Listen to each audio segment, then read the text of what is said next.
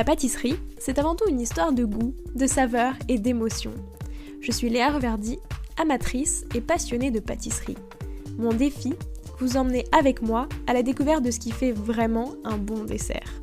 L'objectif ultime, trouver la recette parfaite qui fera fondre vos papilles à coup sûr.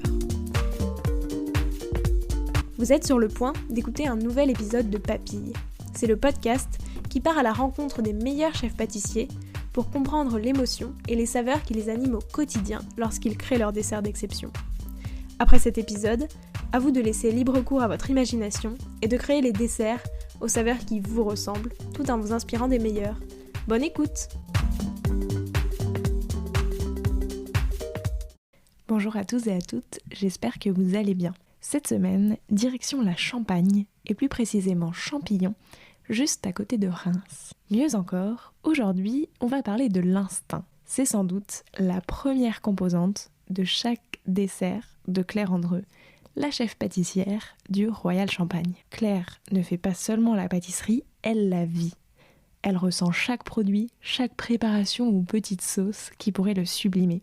Alors de sa passion, elle ne s'ennuie jamais et se laisse toujours porter par ses créations. Et vous l'aurez compris, parce qu'elle aime voguer dans l'instinct pâtissier, Claire aime par-dessus tout les desserts à l'assiette. Plus encore, elle adore les pré-desserts. Parce que tout aussi pensés que les desserts finaux, les pré-desserts ont un atout de taille, ils sont libres.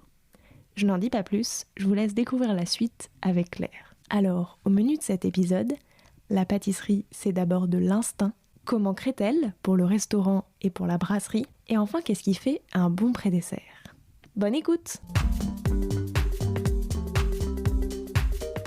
Bonjour Claire. Bonjour Léa. Comment vas-tu? Ça va très bien, merci. Et toi? Ça va aussi, merci beaucoup. Pour commencer, je te propose de revenir un petit peu sur ton parcours, mais vraiment au prisme des saveurs. Déjà toi, c'était quoi ton dessert préféré quand t'étais petite? Alors, c'est pas hyper original, mais c'est les crêpes. J'adorais les crêpes. Ma mère, elle m'en faisait souvent, donc vraiment des crêpes à tout, quoi. Confiture, sucre, chocolat. J'en ai mangé des tonnes et je peux toujours en manger des tonnes. Est-ce que t'as un parfum de crêpes préféré? Ah, j'adore avec la confiture de framboise. Est-ce que du coup, c'est quelque chose que tu fais souvent? Des crêpes chez toi? Non, jamais. Donc t'en manges, mais chez les autres? J'en mange, mais je laisse les autres les faire. C'est vrai que c'est mieux, remarque.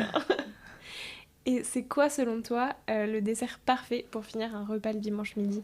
Le dessert parfait, ce serait un dessert léger, pas trop sucré, vraiment quelque chose de frais, de fruité, mais quand même un petit peu gourmand. Voilà. Pas trop sucré, mais un peu gourmand quand même. Par exemple, parmi les desserts que tu as fait là, à la carte des deux restaurants du coup, ouais. Ça serait lequel qui pourrait l'incarner? Alors là, j'ai fait un dessert par exemple à la fraise au Royal, donc au restaurant gastronomique. Et c'était un peu dans l'idée de faire la salade de fraises du dimanche un peu chez mamie, un peu revisitée du coup, avec, avec donc des fraises en différentes textures, un peu imbibées dans leur propre jus, vraiment sans sucre rajouté sur le produit. Et c'était assez frais, avec un peu herbacé avec une pointe de mizuna. Et ça, c'est le dessert que j'aurais bien aimé le manger le dimanche. De mizuna? Ouais. Qu'est-ce que c'est? C'est de la salade qui ressemble un peu à de la roquette. Okay. Donc voilà, si on veut, c'est japonais et on peut l'assimiler pour les gens à de la roquette. D'accord, oui, ça a un goût... Un peu poivré en fait. D'accord. Voilà. Je ne connaissais pas du tout. Est-ce qu'il y a une saveur qui t'évoque ton arrivée au Royal Champagne? Alors là, comme ça, non. Mais... une saveur qui m'a... Non, là, j'ai rien qui me vient. Donc, Même pas du salé? Genre, je sais pas, le premier plat que t'as... Enfin, le tout premier truc que t'as goûté ici? Le premier truc que j'ai goûté ici, c'était même pas un plat en cuisine. Non, j'étais venue manger... avant d'y travailler et j'avais goûté le Boston Cookie et c'est ce qui m'avait un peu plus marqué. C'était très bon, c'était hyper régressif avec donc un cookie tout simple avec du caramel, de la glace vanille, de la glace caramel, voilà. Oui, ça a l'air pas mal. Ouais. C'était quoi les saveurs de ta toute première création? Est-ce que tu t'en souviens? Oui, en tant que chef, en tout cas, ma toute première création, c'était chocolat cacahuète, parce que du coup, je suis partie à New York et en fait, donc c'était une saveur qui m'avait un peu marquée et j'avais voulu le retranscrire dans un dessert que du coup, j'avais appelé Souvenir de New York. Et donc, c'était un jeu de texture sur le chocolat et sur les cacahuètes et je me le suis un peu traîné pendant plusieurs années et je l'ai remis ici au Bellevue sous une forme complètement différente, un peu profiterole. Et qu'est-ce qui change, du coup, entre les deux, qu'est-ce qui est vraiment la Mais différence? du coup, c'est que là, il y a une pâte à choux, donc il y a vraiment un crémeux à la cacahuète. J'ai gardé quand même la même base de sorbet parce que je la trouvais très légère et très cacaotée. Et puis du coup, c'est pas du tout le même format. On est moins sur un dessert à l'assiette, on est plus sur un dessert qui va s'adapter au Bellevue, un petit brasserie. Voilà, les profiteroles, c'est un dessert qui est souvent servi dans les brasseries. Ouais. Et du coup, j'avais envie de m'essayer ce petit exercice. Mais du coup, celui d'avant était plus un dessert à l'assiette? Oui, avec un crémeux, poché minute, avec des petites gavottes. Voilà, c'était un peu plus travaillé, on va dire, sur un dessert à l'assiette et un peu moins chou et profiterole du coup. Mais du coup, tu voulais garder ça pour ce souvenir de New York? C'est ça, parce que c'est un passage de ma vie qui m'a beaucoup marqué, en tout cas de ma vie professionnelle. Et du coup, je voulais quand même l'avoir quelque part. Pourquoi est-ce que t'avais choisi ou t'avais eu l'opportunité d'aller à New York En fait, c'était avec mon mari. On s'était dit qu'on aimerait bien partir à New York. En fait, à la base, l'idée est venue de lui. Et j'ai dit, mais attends, moi, je pars pas sans toi. Enfin, tu pars pas sans moi, plutôt. Et du coup, je me suis greffée au projet. Et on a passé 1 an là-bas. Et c'était vraiment une très belle expérience. Du coup, une vie intensive. Voilà, un travail super avec une chef que j'avais qui était super et tout. Donc, c'était une belle année. Et c'était quel type de restaurant dans lequel C'était un restaurant gastronomique, 2 étoiles au guide Michelin et c'était coréen. Voilà. Donc, une belle expérience. Et puis ça a dû t'apprendre pas mal de choses sur d'autres aussi saveurs. Voilà, d'autres saveurs qu'on avait moins l'habitude de manger. Et puis toujours des techniques françaises, mais avec cette petite touche un peu coréenne, américaine qui était vraiment top. Et du coup, si tu devais résumer ce voyage-là en une saveur, ce serait chocolat cacahuète ou ce serait une autre? Ce serait chocolat cacahuète. Et c'était quoi les saveurs de ta toute dernière création? Les saveurs de ma dernière création, là, on est sur, par exemple, poire et miel. Parce qu'en fait, je parle souvent un peu plus du royal, c'est vrai, parce que mon amour premier, c'est sur le dessert à l'assiette. Et du coup, parce que je trouve ça très vivant et on peut vraiment le laisser parler toute son imagination, c'est très instinctif. Et du coup, on est sur des poires de la Champagne avec du miel de nos ruches, travaillé en glace, avec un peu de pollen aussi pour amener ce côté qu'on n'a pas trop l'habitude de trouver. Et surtout, une petite sauce, enfin plutôt un jus de poire travaillé un peu comme un jus de viande. Et du coup, on récupère toute la poire, les trognons. Et en fait, on fait comme si on était un cuisinier et on fait colorer les poires comme eux, ils font colorer leur viande. Et du coup, c'est tout ce petit travail qui est très sympa. Est-ce que t'es passé un moment dans ta carrière ou dans tes études par un côté cuisinier, justement? Ouais, du coup, justement, j'ai fait mes études au sens large dans l'hôtellerie-restauration. Et du coup, les cours étaient plus axés sur la cuisine que sur la pâtisserie. Mais justement, je trouve aujourd'hui que ça marque la pâtisserie que j'ai envie de faire. Et pourquoi est-ce que finalement tu as choisi la pâtisserie? Est-ce qu'à l'origine, déjà, tu voulais plutôt faire de la pâtisserie et tu t'es ouverte à la cuisine? Alors au début, je savais pas. Du coup, j'ai essayé ce cursus qui reprenait un peu tous les métiers de l'hôtellerie-restauration. Et je me suis sentie tout de suite, même si j'aimais bien la cuisine, je me suis sentie quand même tout de suite attirée par la pâtisserie. Il y avait un truc un peu magnétique qui m'a mis dedans directement et je peux pas l'expliquer aujourd'hui, mais en tout cas voilà, c'était la pâtisserie et quand ça s'est décidé, c'était plus rien d'autre. Ouais. D'ailleurs, ça représente quoi pour toi la pâtisserie? 90% de ma vie. Ce qui est quand même pas mal. Non, c'est une passion. C'est vraiment un plaisir de se dire qu'on est le dernier souvenir que le client va avoir pendant son repas, c'est nous. Et du coup, je trouve que ça prend une place vraiment importante. Et du coup, c'est hyper gratifiant. Du coup, qu'est-ce qui t'inspire? Tu vois, qu'est-ce que tu penses, en tout cas, quand tu veux créer un nouveau dessert? Tu vois, qu'est-ce que tu dirais qui t'inspire le plus? Pour avoir en plus ce côté, je vais être la dernière note du repas. Du coup, ce qui m'inspire le plus, c'est le produit de base que je vais utiliser. Je pars toujours d'un produit auquel j'essaye de greffer d'autres associations qu'on n'a pas toujours l'habitude de manger, mais je pars toujours d'un produit plutôt local en général qui me fait plaisir et je me dis, allez, on part de ce produit-là et ensuite il y a tout plein de choses qui en découlent et puis on travaille, on fait des essais et après ça débouche sur un dessert à l'assiette ou un dessert pour la brasserie. Justement, comment est-ce que... c'est quoi un peu les différences de création? Enfin, en tout cas, toi, quand tu crées chacun des desserts, soit pour la brasserie, soit pour le restaurant, qu'est-ce qui change peut-être dans ta manière d'appréhender chacun des desserts? Mais du coup, le dessert du restaurant gastronomique, c'est un peu plus instinctif. On peut se permettre d'aller sur des choses qui sont un peu plus tranchantes au niveau des goûts, voilà, pour surprendre un peu les clients. Et au contraire, sur la brasserie, on essaie d'aller vers quelque chose qui se veut un peu plus rassurant, mais aussi sur la production que ça entraîne aussi derrière. C'est vrai que sur un service à 30 couverts, on peut faire vraiment des petits gestes un peu minutes, voilà. Alors que c'est vrai qu'il faut penser aussi que sur un service à 80 couverts, il y a la précipitation, enfin, vraiment la rapidité d'exécution qui doit être faite. Et du coup, c'est vraiment les deux points différents. Est-ce que toi, ça te nourrit d'avoir ces deux facettes un petit peu de la création et justement par rapport à tes expériences précédentes où tu pouvais pas forcément avoir ça, est-ce que ça te nourrit d'avoir ce côté, finalement, le fait de devoir faire, comme tu dis, tu vois, sur un service plus gros, quelque chose de plus rassurant, etc., ça a changé aussi un peu, parfois, ta manière de faire des desserts à l'assiette. Ben, c'est encore plus excitant parce que du coup, il y a le double challenge, quoi. Ouais. Donc, c'est aussi hyper important de savoir s'adapter et de proposer aussi des choses qui soient réalisables du côté brasserie. Et du coup, c'est vraiment un challenge, mais on peut travailler, du coup, ce qui est bien, c'est qu'on peut travailler un produit, mais de deux façons hyper différentes. Et ça, c'est vraiment quelque chose d'hyper agréable parce que ça nous donne encore plus de possibilités et encore plus d'options dans le... Donc, c'est 2 fois plus d'amusement, du coup. Donc, comment ça se passe quand tu fais un dessert? Par exemple, tu prends un produit. Donc là, si on reprend la poire, tu te dis, bah tiens, je veux faire ça pour le dessert du restaurant. Pour le Royal, je veux faire ce dessert-là, et du coup, tu penses ce dessert-là, ou est-ce qu'en même temps, tu te dis, bon, je veux faire la poire, je veux en faire 2 desserts, et du coup, qu'est-ce que je veux mettre dans chacun?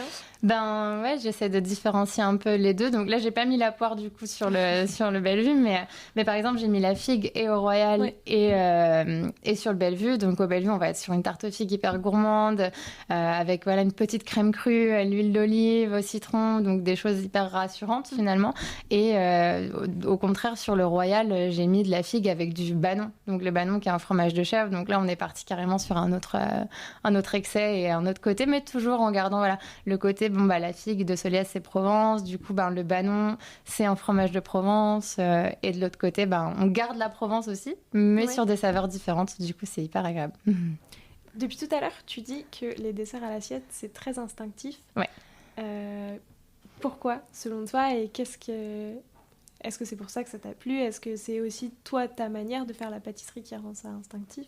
Peut-être que c'est ma manière qui rend ça instinctif. Il y a des grands chefs pâtissiers qui font ça peut-être un peu plus minutieusement.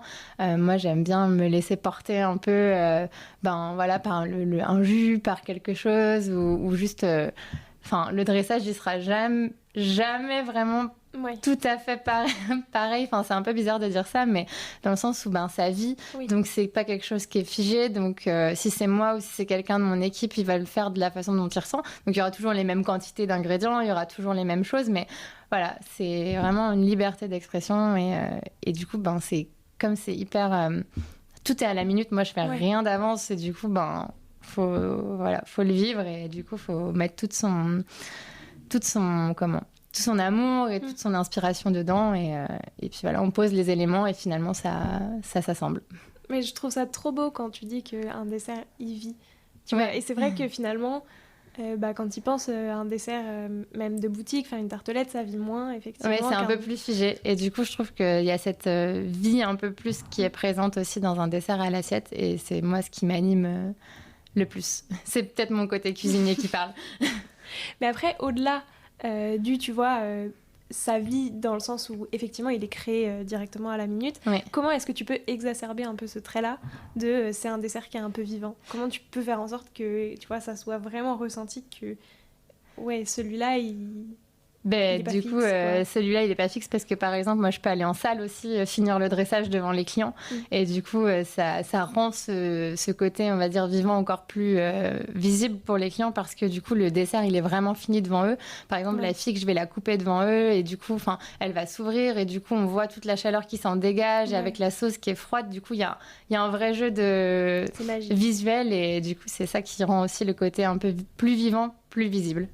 Quand tu as aimé la pâtisserie et quand tu t'es dit je veux faire de la pâtisserie, est-ce que tout de suite, toi, c'était vraiment genre les desserts à l'assiette qui vivent et que tu peux incarner, tu peux cuisiner, etc. Ou est-ce qu'au début, c'était plus large et tu as découvert ça plus tard? Alors, c'est vrai qu'au début, j'ai fait des formations donc, dans des palaces à Paris, donc, par lesquelles je suis passée. Il y avait un peu des deux, en fait. Mais j'ai quand même toujours été un peu plus attirée par ce côté on met un jus à la minute, on met, voilà, tous les petits éléments vraiment un peu plus minutes qui sont apportés sur un dessert à l'assiette. Ça m'a tout de suite un peu plus attirée quand même. J'imagine, du coup. Je voulais aussi parler des pré-desserts. Ouais. Est-ce que tu t'en parles aussi pas mal, je trouve, sur tes réseaux sociaux, etc. Donc, peut-être pour les auditeurs et auditrices qui ne sauraient pas, un pré-dessert, c'est ce qui vient entre le plat et le dessert. C'est ça. C'est quoi un bon pré-dessert? C'est quelque chose de frais, d'acide, de percutant, en fait, qui vient vraiment remettre le palais à zéro. En fait, il s'est passé plein de choses avant, plein de saveurs, voilà, dans la cuisine, et du coup, il y a eu beaucoup d'informations. Et pour moi, un bon pré-dessert, c'est quelque chose qui vient un peu réinitialiser, un petit bouton reset, en fait, sur le palais, qui vient préparer justement au dessert après. Comment tu fais ça? Souvent, on va utiliser Déjà, c'est petit. C'est vraiment un peu comme un trou normand. Donc, pour moi, forcément, il y a un sorbet. Pour moi, je vois pas ça sans petit sorbet, voilà, sans quelque chose de fruité. C'est fruité, il y a un sorbet, c'est léger. C'est pas quelque chose de lourd ou vraiment... par exemple, j'en ai fait un que j'adore. C'est du lait Ribot. Donc, c'est déjà un lait un peu acide où il y a cette acidité lactique. Donc, en espuma avec un petit sorbet au fromage blanc et zeste de bergamote. Ça va bientôt être la saison des agrumes en plus. Donc, j'ai hâte. Et avec ça, je mettais une petite vinaigrette avec de l'huile d'olive, du citron caviar et des petites meringues vraiment pour apporter un peu de croquant. Et là, c'était vraiment quelque chose d'hyper frais. Et moi, à mon sens, un bon pré-dessert, c'est frais, quoi. C'est frais et pas sucré. Surtout pas sucré. Mais du coup, de l'acidulé aussi, pas mal. Ouais, acidulé. Je trouve que ça permet bien. C'est des saveurs qui permettent vraiment de tout remettre à zéro, quoi. Et à quoi est-ce que tu penses, toi, et à quoi est-ce qu'il faut penser en règle générale quand on fait un pré-dessert? Il faut penser que c'est la première chose que le client il va manger quand il va commencer la partie dessert. Donc, il faut que ce soit vraiment... c'est pas quelque chose à laisser de côté, quoi. Enfin, il faut vraiment que ce soit percutant. Et en fait, voilà, c'est le premier pas sur le dessert. Donc, il faut que ce soit bien fait. Et qu'on ait autant de... Enfin, tu vois, par exemple, il faut avoir autant de texture, etc., qu'un dessert... que pas forcément. Dessert. Enfin, ça peut être quelque chose de très simple, mais moins de texture que sur un dessert, moins peut-être complexe aussi que sur un dessert, mais... Il faut vraiment que le client se dise « Ah, ok, genre, on passe à autre chose, là. » Du coup, on passe sur quelque chose de frais. Et voilà. Et du coup, qu'il ait cette sensation de se dire « Ok, j'arrive sur la partie dessert, c'est frais, ça me fait du bien. » Parce que souvent, avant, ils ont bien mangé. Il y en a certains qui prennent du fromage. Donc, quand ils arrivent à la fin du repas, il faut vraiment pas les gaver. Faut pas les gaver du tout. Et il faut vraiment leur faire sentir un tout petit peu plus léger. Après, comment ça se passe? Est-ce que... généralement, tu as un pré-dessert ou est-ce que tu en as plusieurs selon les desserts qui vont après? Alors, on en a un en général qui peut changer du coup en fonction des saisons. Enfin, c'est vraiment un pré-dessert comme c'est pas marqué sur la carte. Encore une fois, c'est pas quelque chose d'inscrit.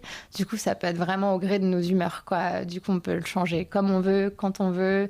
Il n'y a pas de... Il n'y a pas de règle en fait. Et du coup, c'est aussi quelque chose que j'aime bien parce que je peux challenger un peu mes équipes aussi dessus en se disant tiens et tout, propose-moi un pré-dessert que toi t'auras envie de manger. Et c'est hyper aussi intéressant de le voir de ce côté-là où c'est quelque chose qui n'est pas figé, il n'y a pas d'intitulé. Donc c'est notre imagination et quand on en a marre, on le change. Oui, t'es plus libre, quoi. On est vraiment libre. On est vraiment libre de se dire allez, c'est parti, on fait autre chose ce soir, par exemple. Si on a, je sais pas, du sorbet citron et qu'on a envie de faire un truc, ou qu'on a reçu des nouveaux agrumes, on peut déjà commencer à tester. Et voilà, du coup, c'est quelque chose de pas figé du tout. Donc, encore mieux. Encore mieux. Encore mieux. Vraiment, encore mieux. Mais est-ce que tu réfléchis aussi, alors soit le dessert par rapport au pré-dessert ou le pré-dessert par rapport au dessert, dans le sens où, alors tu vois, moi de ce que j'ai compris, c'est le pré-dessert, ça fait la coupure. Tu vois, Ouais. on te montre que ça y est, le repas, le salé, c'est fini, Oui. et on passe sur du sucré. Mais est-ce que du coup, il y a une liaison quand même entre les deux, ou est-ce que c'est vraiment un moment à part? Non, c'est un moment à part.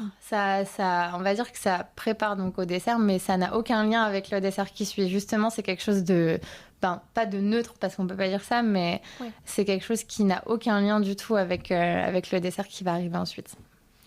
T'as dit tout à l'heure que, genre par exemple, t'as un sorbet citron qui est arrivé, tu peux te dire, on va faire un pré-dessert pour ce soir. Ouais. À quel point tu peux les faire vraiment en mode last minute, surtout par rapport au dessert qui, j'imagine, demande quand même pas mal de préparation, de temps, tu vois, à imaginer. Et par exemple, on a des clients qui sont allergiques à quelque chose. Ouais. Et du coup, là, on se dit, OK, il faut réagir maintenant tout de suite. Donc, on est une pâtisserie, donc on a toujours plein de choses autour de nous. Et donc, c'est à ce moment-là où vraiment on peut se dire, allez, voilà, on a ça et on va faire ça rapidement. Une petite vinaigrette, ça se fait hyper rapidement avec du citron caviar, par exemple, ou des choses comme ça. Ça peut s'adapter hyper rapidement dans le sens où dès qu'on a un client qui ne va pas manger ce qu'on aura mis dans le pré-dessert, ça peut se jouer à quelques heures, voire quelques minutes, quoi. Mais du coup, ça c'est pareil pour le dessert. Ou est-ce que d'ailleurs vous avez, tu vois, par exemple, des desserts un peu, enfin, pas prêts, mais admettons quelqu'un arrive en te disant je suis allergique au lactose. Alors, il y a des desserts qui peuvent s'adapter. Donc, par exemple, le dessert à la figue est déjà sans gluten. Ouais. Donc, le lactose, il est seulement dans la glace. Donc, on peut juste remplacer la glace par un sorbet, par exemple. Ouais. Sans vraiment... Enfin, ça va changer le dessert, mais on peut déjà s'adapter sur des choses comme ça. Et bien sûr, après, on a des petits desserts qui sont déjà prêts, on va dire, pour nos clients qui, malheureusement, il y a des allergiques au lactose, au gluten. Et c'est aussi un aspect de la vie d'aujourd'hui qui prend de plus en plus de place. Donc, déjà, c'est bien si on anticipe un peu ces petites choses-là en le faisant naturellement sur certains desserts. Et puis, sinon, on a vraiment des desserts qui sont adaptés. Oui, c'est ça, parce que tu vois, il y a de plus en plus aujourd'hui de boutiques, et même dans chaque... Enfin, je pense aux boutiques parce que je trouve que c'est l'endroit où c'est le plus parlant, enfin, où tu le vois le plus, que tout le monde s'adapte à du sans gluten, sans lactose et tout. Ouais. Mais du coup, c'est vrai qu'en restaurant, t'as potentiellement la possibilité que quelqu'un arrive en te disant je veux pas manger de... Mais par exemple, c'est pareil, au Bellevue, on a un riz au lait qui est fait sans gluten, sans lactose, voilà. Où vraiment, il y a déjà d'office, on s'est prémuni un peu de toutes ces petites allergies en proposant nous-mêmes quelque chose qui nous plaît aussi et du coup, qui peut aussi faciliter la vie de ces personnes-là. Quand elles vont au restaurant, c'est un peu moins facile en général. Et du coup, si on a déjà des solutions, si on est déjà prêt, c'est hyper fluide. Puis c'est chouette parce que je trouve en plus, tu regardes la carte, t'as aussi un peu l'impression que t'as été prêt en compte. Exactement. Dans le sens où tu te dis, voilà, je ne mange pas de ça, au moins j'ai quand même un dessert qui est proposé. C'est ça. Sans se dire, ça va être la surprise, on verra. C'est ça. Non, mais puis on a toujours aussi beaucoup de sorbets qu'on fait maison, donc c'est pareil, on peut directement proposer déjà, ne serait-ce qu'une belle assiette de sorbet, ça fait toujours plaisir. Dans le sorbet cacao, du coup, il n'y a pas de... Il n'y a pas de lait, il n'y a pas de crème, il n'y a pas tout ça, il n'y a pas de beurre non plus. Donc, c'est des choses comme ça qui... En fait, c'est des petits réflexes qu'on prend avec le temps, d'exclure certains, pas sur tous les desserts bien sûr, mais d'exclure certains, de la farine ou de la crème ou quoi, sur certains des desserts. Et du coup, on a le réflexe, quoi. Non, mais c'est chouette. Qu'est-ce que tu aimerais, admettons, je sais pas, dans 10 ans, ou n'importe, qu'on retienne de ta pâtisserie? Qu'elle n'est pas sucrée. Qu'elle n'est pas sucrée et que c'est une pâtisserie un peu de cuisinier, puisque j'aime beaucoup cet aspect-là de la pâtisserie aussi. Tous les chefs que j'admire, par exemple, au Rayon Rivoire, pour moi, c'est des desserts qui sont pas vraiment des desserts de pâtissier, qui sont pensés un peu comme des cuisiniers, de par les chefs avec qui ils travaillent aussi. Mais je trouve ça beau de se dire que voilà, on finit sur un dessert et qu'on n'a pas l'impression d'avoir été gavé. Ouais. Et donc, j'aimerais bien qu'on retienne que c'était pas sucré, parce que malgré que je sois pâtissière, j'aime pas vraiment le sucre.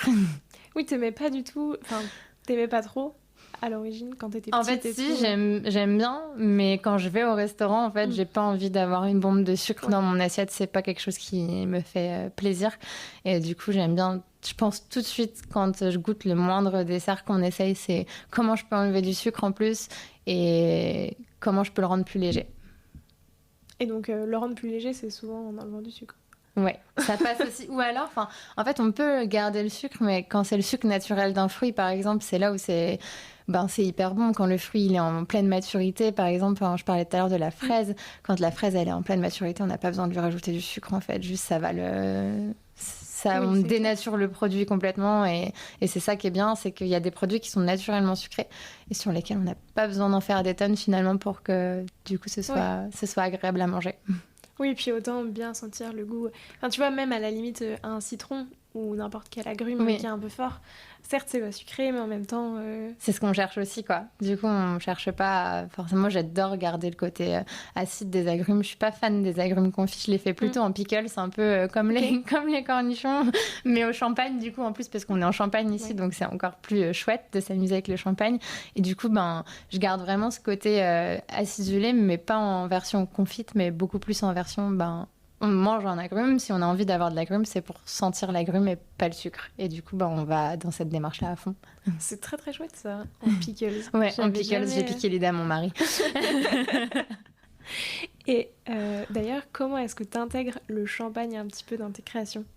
Alors, j'aime bien l'intégrer, donc justement dans cette petite préparation, parce que je trouve que c'est un côté un peu facile, quoi. On remplace juste le vinaigre parfois par du champagne, donc ça vient vite dans l'intégration du dessert. Après, c'est qu'on a fait la bûche sur laquelle j'ai vraiment intégré le champagne et en même temps le sucre du champagne, donc on appelle la liqueur de dosage, dans cette bûche pour en faire vraiment un dessert presque full champagne. Et donc ça, c'est plutôt sympa. Le champagne, ça marche bien avec beaucoup de choses. C'était quoi le moment, c'était quand plutôt, le moment où tu t'es pris ta plus grosse claque de saveur, entre guillemets, c'est-à-dire le moment où tu as compris le plus de choses sur la création en pâtisserie, sur ce que tu pouvais faire, sur le champ des possibles qui s'ouvrait Oula, alors ça c'est une bonne question, mais moi il y a un truc que j'adore faire, c'est aller manger dans les restaurants. Et je trouve qu'on prend toujours une claque, quoi qu'il arrive, on découvre toujours quelque chose.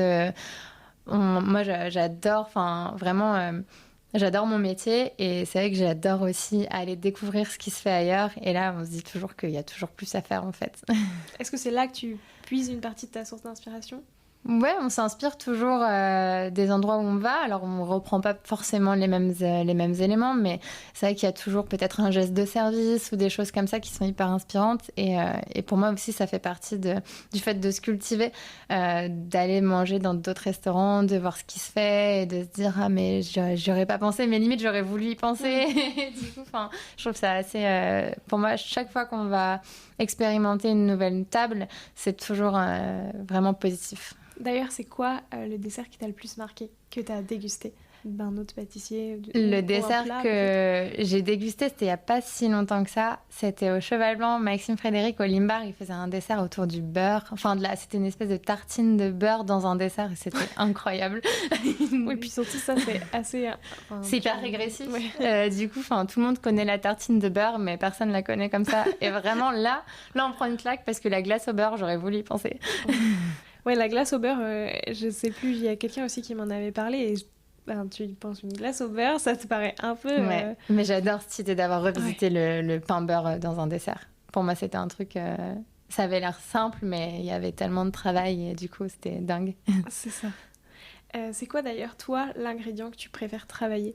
Tu vois, celui dont tu pourrais pas te passer ? Les fruits. Les fruits en général, vraiment tous les fruits. Je pourrais pas m'en passer. J'adore ça, j'adore les manger, j'adore les cuisiner. Et du coup, je trouve qu'en fait, un fruit, ça peut tellement se cuisiner du coup que je pourrais pas m'en passer. Surtout par rapport au chocolat. J'adore le chocolat, mais vraiment, je trouve que les fruits, ça offre tellement de possibilités. Et puis les saisons, elles sont toujours différentes. Et à chaque fois, il y a tellement de choses qu'on peut jamais s'en lasser. Oui, c'est ça. Puis t'as vraiment plein de fruits avec plein de textures. Ouais, il y a des jeux de textures. Ouais. On peut vraiment faire tout ce qu'on veut avec des fruits. D'ailleurs, est-ce que tu préfères faire des desserts plutôt monofruits, autour d'un fruit, genre la figue, la fraise, ou est-ce que tu aimes bien mélanger plusieurs fruits dans un dessert ? Je suis très monofruit. Je suis très monofruit. J'aime bien juste me dire que je pars d'un seul fruit et j'essaie d'en faire quelque chose de bien et de le sublimer au maximum. Et avec d'autres petites saveurs, ça peut être des poivres, ça peut être des épices, ça peut être plein de choses, mais un fruit, ça peut faire déjà tellement de choses sur un fruit que du coup, pour moi, c'est compliqué d'en mettre plusieurs. C'est vrai. Et est-ce que, au contraire, il y a un ingrédient, pas que t'aimes pas, mais qui est plus compliqué à appréhender, dans le sens où t'as pas forcément, ou alors ça a mis du temps, de trouver la bonne manière de le travailler, tu vois, pour justement lui rendre vraiment hommage. Alors là, comme ça, j'ai peut-être pas encore trouvé. Je trouve que c'est toujours compliqué de travailler, par exemple, les poivres en pâtisserie. Enfin, et c'est quelque chose sur lequel j'aime bien me challenger un petit peu. Les épices, c'est toujours, je trouve que c'est un peu plus compliqué de trouver un équilibre avec une épice. Il faut le doser, en fait. On peut parfois faire l'erreur d'en mettre trop ou alors pas assez. Et du coup, ça n'a plus de sens. Enfin, voilà, c'est assez compliqué. Est-ce que t'as un des poivres, malgré tout, que genre t'aimes bien et que tu trouves plus simple? Tu vois, Le poivre de Timut, c'est le plus simple à travailler.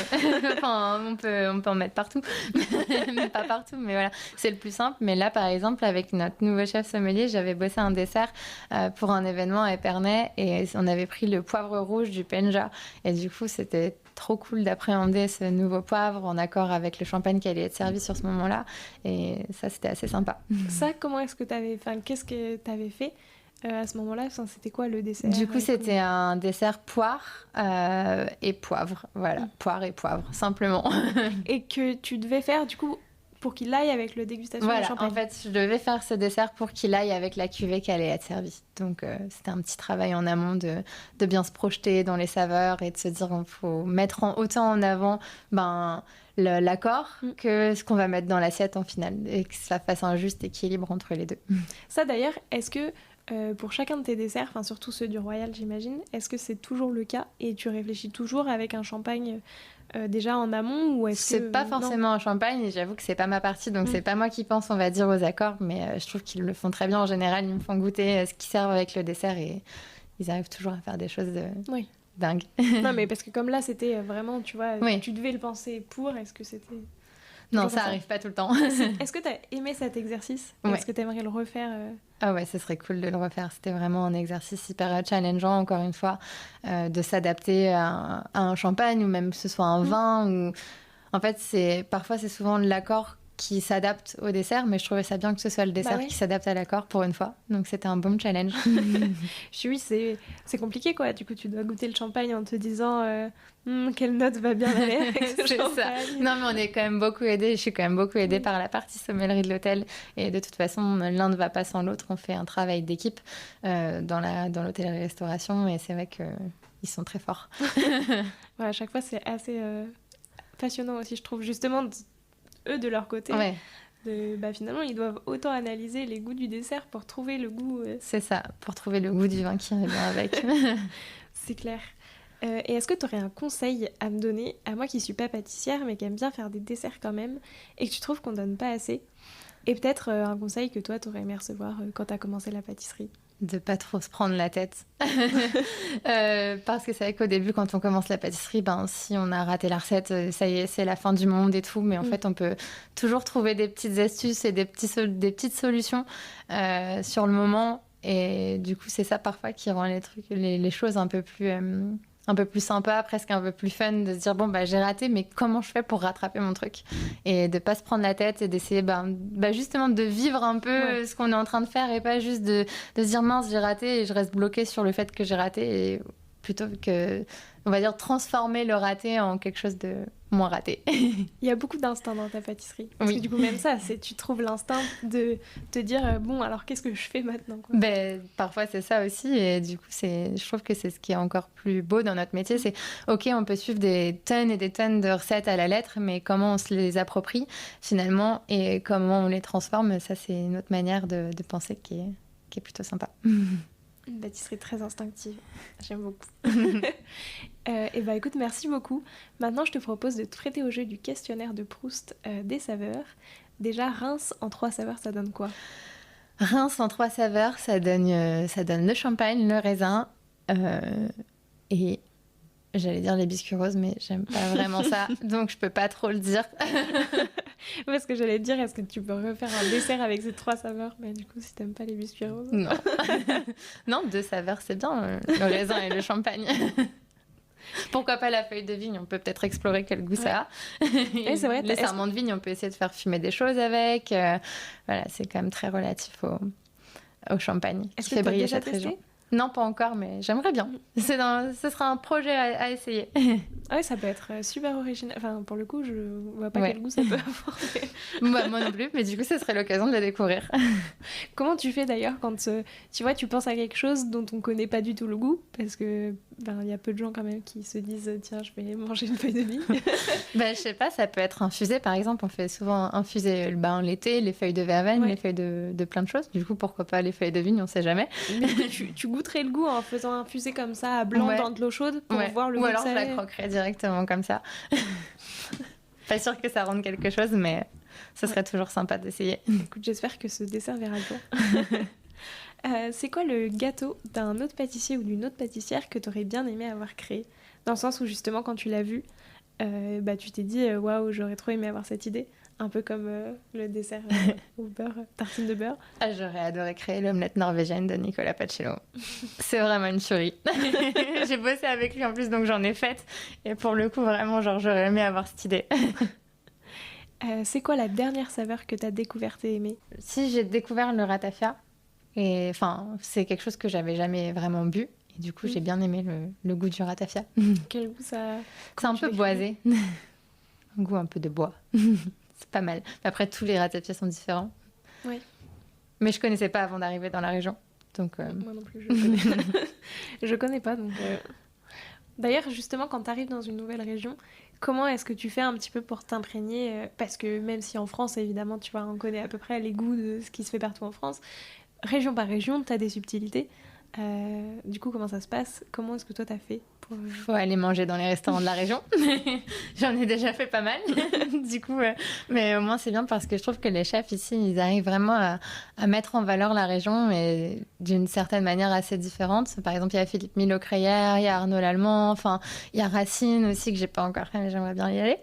Et du coup, c'est des chefs qui s'approprient un peu la région comme ça, et c'est plutôt sympa. Donc, encore une fois, tout goûter. Tout goûter pour essayer de tout mémoriser et de s'imprégner surtout. C'est quoi, toi, ton péché mignon? Mon péché mignon, est-ce que je peux le dire? Je sais pas. J'adore les bonbons. J'aime pas le sucre, mais j'adore manger les bonbons à la maison. Lesquels? Ceux qui piquent. C'est acide. Ceux qui sont acides. Ouais, je suis d'accord, c'est les meilleurs. Ouais. Et est-ce qu'il y a un pâtissier ou une pâtissière avec qui tu aimerais bien créer un dessert à 4 mains, qui aurait des saveurs un peu inattendues? J'adorerais faire un 4 mains avec Aurélien Rivoire, s'il m'entend, s'il m'écoute. C'est vrai qu'il a une bonne dose de. Il a une belle pâte. Il fait des choses pas du tout sucrées. Il arrive à faire des guimauves sans sucre. Vraiment... C'est vrai que dans cette vibe de sans sucre. Et puis, j'adorerais faire un 4 mains avec lui. Ce serait top. D'ailleurs, comment est-ce que, selon toi, tu l'imagines la pâtisserie de demain? La pâtisserie de demain, elle doit être plus locale, forcément. On doit vraiment se soucier de ça. Et moins sucrée, avec un peu de fleur de sel. et surtout toujours aussi gourmande. Parce que c'est pas parce que c'est pas sucré qu'on peut pas être gourmand. Est-ce que ça t'en a toujours été convaincu? Ou est-ce que c'est tes expériences qui t'ont montré que, en fait... c'est pas parce qu'il n'y a pas autant de sucre que c'est pas bon. Je pense que c'est avec l'expérience. Parce qu'au début, le sucre dans la recette, c'était le sucre dans la recette et je cherchais pas à l'enlever. Il y a 10 années je me posais pas tant la question. Et finalement, en allant faire des tables différentes, découvrir des philosophies de chefs différents, on apprend qu'on peut se passer de ça et c'est plutôt agréable. Effectivement. J'ai 5 dernières questions. T'es plutôt vanille ou chocolat? Vanille. Plutôt herbe ou épice? Herbe. Laquelle? Est-ce qu'il y en a une en particulier? Toutes. Toutes. J'aime bien l'estragon, j'adore le persil aussi dans les pâtisseries. Une herbe toute simple qu'on met partout en cuisine, qu'on peut mettre partout aussi en pâtisserie, ça marche avec tout. Et quel fruit pour aller avec le persil? Le citron. Plutôt pré-dessert ou dessert? Plutôt pré-dessert. J'en étais sûre. Plutôt saveur d'automne ou saveur d'hiver? C'est un peu dur. Saveur d'automne. Qu'est-ce que t'aimes particulièrement dans les saveurs d'automne? La figue. La poire aussi. La poire aussi. Et enfin, justement, plutôt ton dessert à la figue ou celui madeleine et miel d'Épernay? À la figue. Merci beaucoup Claire. Merci. C'était passionnant. Je demande à tous mes invités un petit défi pâtissier à me lancer et à lancer à tous les auditeurs et auditrices qui voudraient le refaire. Donc soit une recette à tester, un ingrédient à goûter, enfin ce que tu veux. Quel défi est-ce que tu peux nous lancer ? Le défi que je pourrais vous lancer, ce serait de faire un dessert à l'assiette. Voilà, un dessert à l'assiette avec un fruit de saison. Est-ce que tu as des conseils ? De se laisser vivre, de se laisser porter par le fruit, de tout son goût qu'il apporte déjà naturellement et de voir si ça matche avec un peu de fleur de sel en général, c'est plutôt bien. C'est l'ingrédient magique. C'est l'ingrédient magique. Merci beaucoup. Je te laisse le mot de la fin. Est-ce qu'il y a quelque chose que tu voudrais ajouter pour clore cet épisode ? Non, je pense que on a bien déjà parlé pendant 1 heure, mais en tout cas, si je devais dire un mot de la fin, ce serait que la pâtisserie, c'est des recettes, mais c'est aussi beaucoup de plaisir et d'instinct. Donc, il faut se laisser porter parfois. Je sais déjà quel titre je donnerai à cet épisode et il y aura instinct dedans, c'est sûr. Merci beaucoup. De rien. J'espère que cet épisode vous a plu et moi je vous dis à la semaine prochaine en compagnie d'Anthony Chenoz. Prenez soin de vous.